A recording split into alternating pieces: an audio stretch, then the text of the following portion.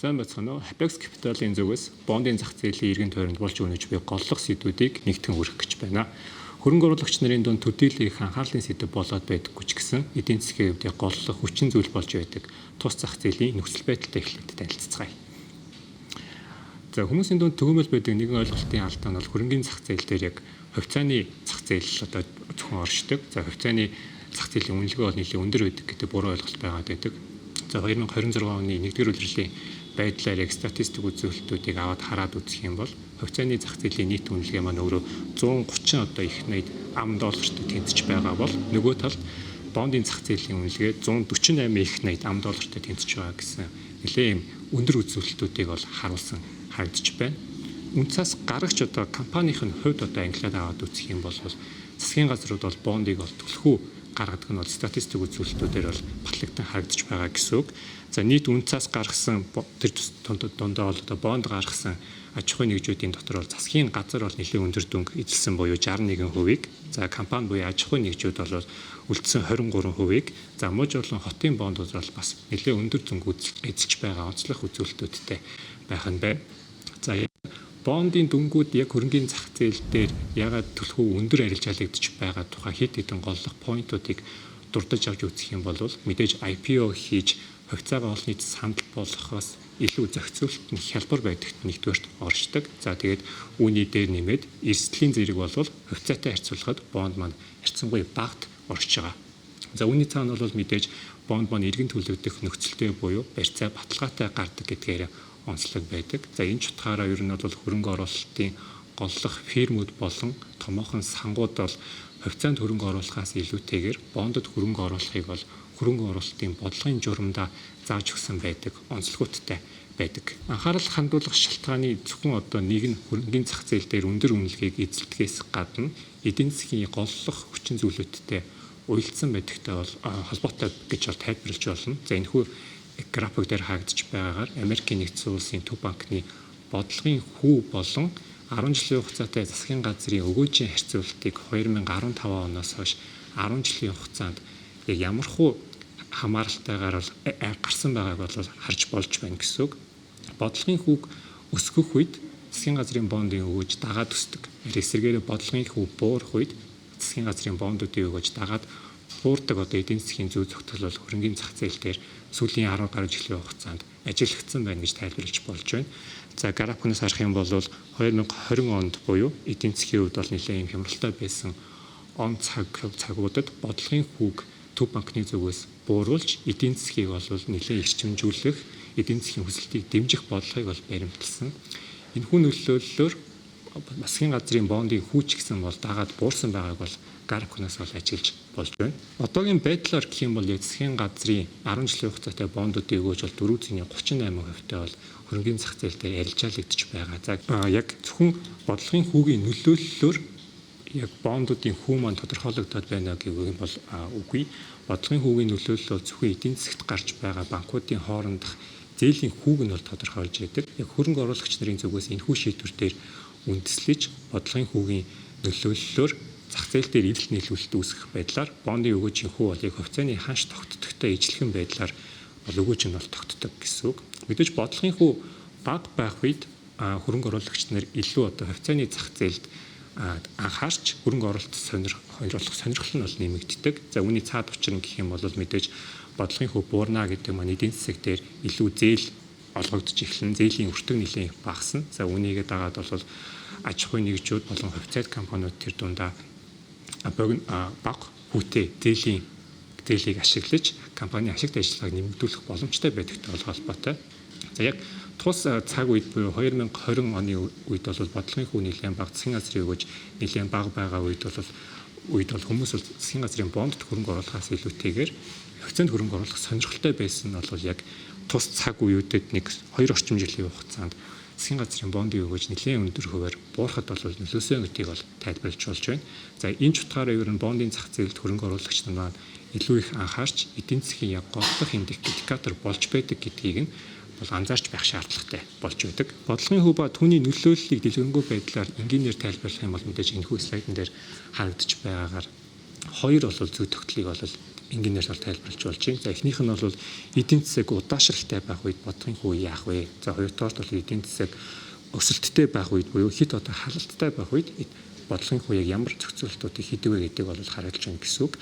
Эдийн засаг удаашрсан үед бол мэдээж ажилгүйд л нэмэгдэх эрсдэлтэй байдаг учраас төв банкны зүгээс бол бодлогын хүүг бууруулж зээлийн өртгийг бол нэмэх арга хэмжээг авдаг. За энэ хүү нөлөөллийн үр дүнд гэх юм бол банкуд олгож байгаа зээлийнхаа хүүгийн нэмэгдүүлж за үүний үр дүнд цаашлаад официал компаниудын ашигт ажиллагаа буурах. За эсвэргээрээ одоо ажилгүйдлийн түвшнийг өндөр байгаа болвол бага зэрэг сааруулах одоо бодлогыг бол барьж байдаг. За энэ маань мэдээж цаана инфляцийг бууруулах арга хэмжээг авч байгаа гэдгийг нь бол дуртхан зүйтэй. Эсвэргээрээ эдийн засаг хэтэрхий их өсөлттэй байгаа үед буюу ажилгүйдийн түвшин багассан, эсвэргээрээ хүмүүсийн худалдаах чадвар нэмэгдсэн. За тэгээд инфляц одоо өндөр болсон байгаа үед гэх юм бол бодлогын хүүг нэмэгдүүлж банк хоорондын зээлийн хүүг нь бол төв банк бол өсөж байдаг. За энэ хүү нөхцөл байдлын үр дүнд бол мэдээж буцаад одоо эдийн засаг хит их өсөлттэй халдтай байсан зах зээл маань одоо хэвийн түвшиндээ очиж инфляц бол тогтворжих боломжийг нь бол бүрдүүлдэг гэдгийг бол тайлбарлаж болж байна.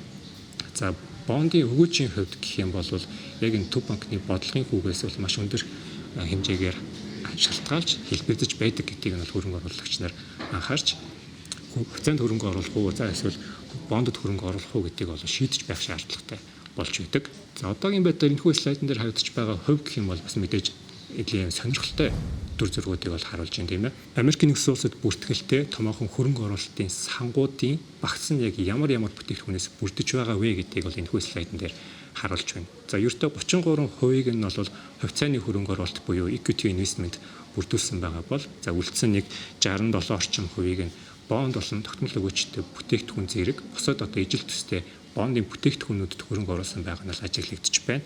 За компани бондод бол сангууд бол нэлээд өндөр хувиар буюу 24%-аар одоо хөрөнгө оруулалт хийж багцаа бүрдүүлсэн байгаа. Эсвэргээрээ 19%-ийг бол засгийн газрын урт хугацаатай хөрөнгө оруулалтын бүтээгдэхүүнүүд, за 19%-ийг нь муж болон хотын бондууд буюу за засгийн газрын одоо статусаас арай бага хэмжээний статустай аж ахуйн нэгжүүдийн гаргасан бондуудад бол бүрдүүлж байгаа. За 5%-ийг нь богино хугацаат бондод бүрдүүлж байгаа гэсэн үзүүлэлтүүд бол харагдаж байна.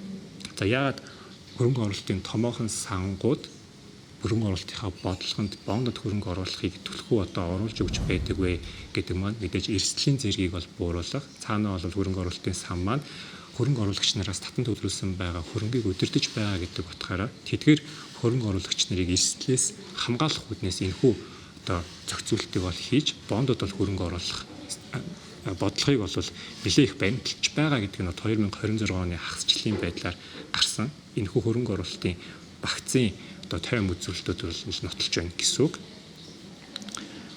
Одоогийн байдлаар бондын өгөөж 438%-тай буюу сүүлийн 10 жилд байгаагүй өндөр түвшин дээр байгаа.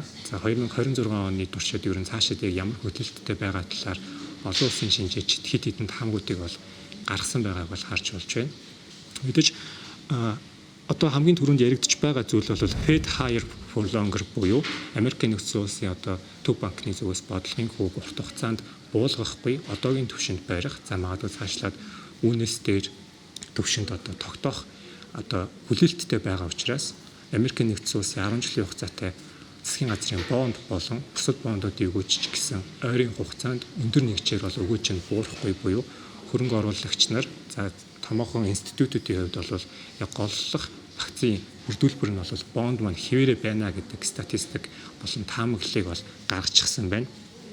За эсвэргээрээ мөн Америкийн нэгдсэн улсын хувьд засгийн газраас нь бондыг бол гаргасаар байгаа боловч мэдээж үрийн таац гэдэг нэгэн үзүүлэлтүүд бол яригддаг. За тэр маань яг ямар учиртай зүйл вэ гэхээр Америкийн нэгдсэн улсын эрх барих дээд байгууллагын зүгээс засгийн газраас бол гарах боломжтой дээд бондын үнийн дүн бол хэдэн тэрбум $10 юм а гэдгийг бол зааж өгсөн бол хуулийн бол зүйл заалт байдаг гэсэн үг. Энэхүү үзүүлэлтэнд одоогийн байдлаар яг Америкийн нэгдсэн улсын гаргасан нийт өрийн хэмжээ, бондын хэмжээ хүрээгүй байгаа. За мэдээж тус улсын хувьд бол сүүлийн жилүүдэд бол төсвийн алдагдaltaй гарсаар байгаа нь бол яг өрийн таазыг нэмэгдүүлж яг засгийн газрын бондыг бол гаргах боломжийг нь бүрдүүлэхээс өөр сонголтгүй байгаа маань мөн адил одоо Америкийн нэгдсэн улсын засгийн газрын бонд эх жилүүдэд ч гэсэн өндөр дүнгээр гарна. За гарахтаа бол бодлогын хүүгийн нөлөөллөөс хамаарч одоогийн түвшнээс өндөр буюу энэ өгөөжийн түвшин маань хадгалагдах боломжтой бол дүр зургийг бол харуулж байгаа гэсэн үг.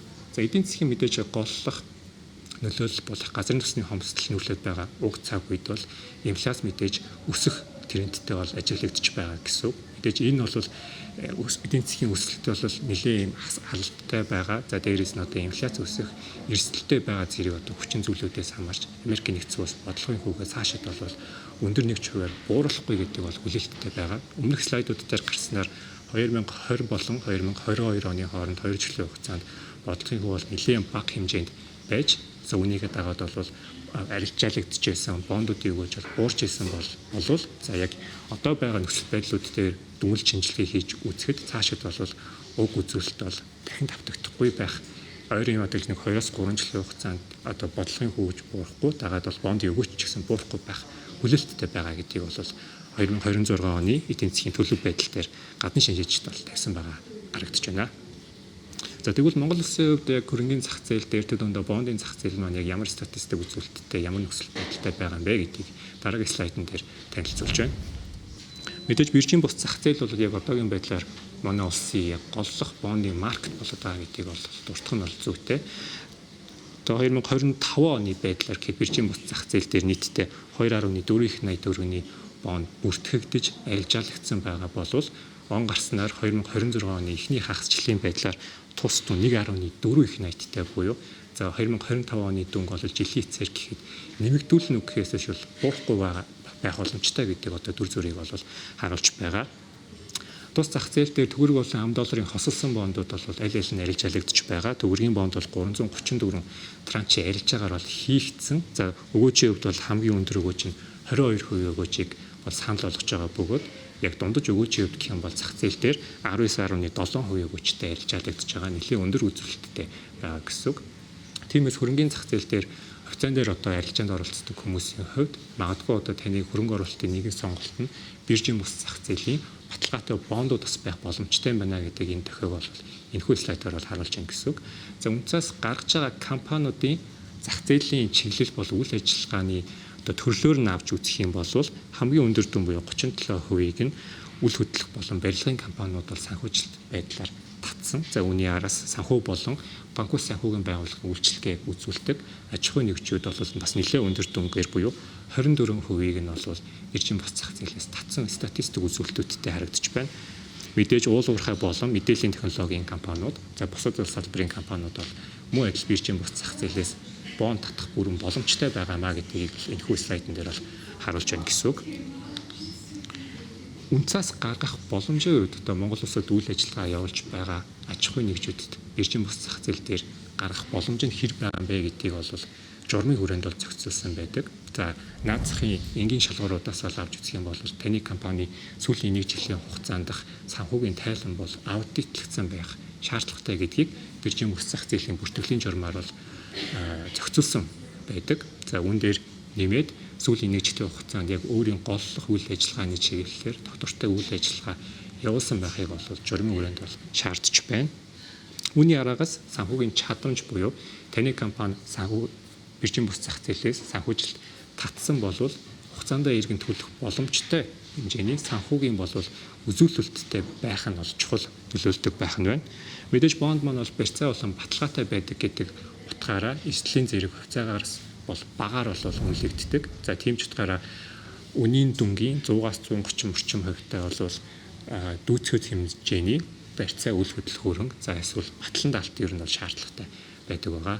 Хамгийн сүүлд нь гэх юм бол таны компани хууль эрх зүйн чадамж нь яг хэр юм бэ? Хууль эрх зүйн хувьд хэр нийцтэй юм бэ гэдгийг бол мөн адил андеррайтинг компаниас үнэлдэж дүгнэж байж хөрөнгө оруулагч нарт таны компани бондыг бол санал болгож байдаг.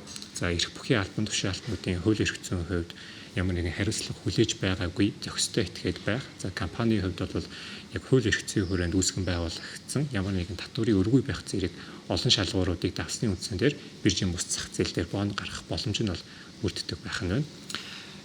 Apex Capital-ийн зүгээс гадаад болон дотоодын бондын зах зээлийн нөхцөл байдал болон бусад мэдээллийг нэгтгэн хүргэлээ. Та дэлгэрэнгүй мэдээллийг бидэнтэй холбогдсон авах боломжтой.